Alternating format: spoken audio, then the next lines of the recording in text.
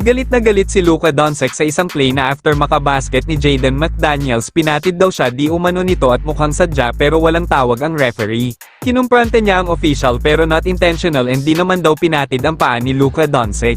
Kilala si Luka Doncic bilang isang magaling o mahusay na manlalaro, kaya niyang umiskor ng 30 points pataas na para lang nag-pro-practice sa game. Pero sa kabila ng galing niya sa loob ng court may malaking sablay sa kanyang pagkatao.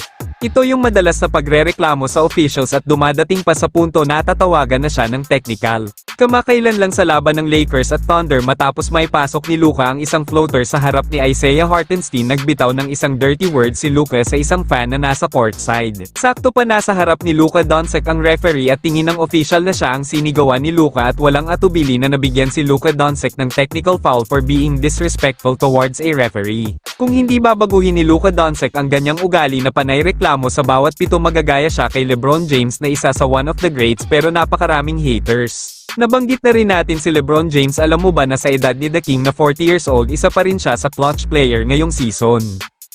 Sa isang play na steal ni LeBron ang bola kay Anthony Edwards sa late 2 minutes ng 4th quarter at tinapos niya ito sa isang mahirap na layup against 2 defenders.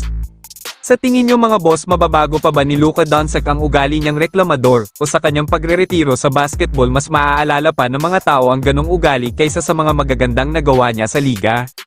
Kung may komento at reaksyon kayo mga boss, ilagay lang sa comment section at ating pag-uusapan yan. Huwag sanang kalimutan mag-like, follow at share ng mga videos ko. Maraming salamat mga boss, ingat palagi at God bless.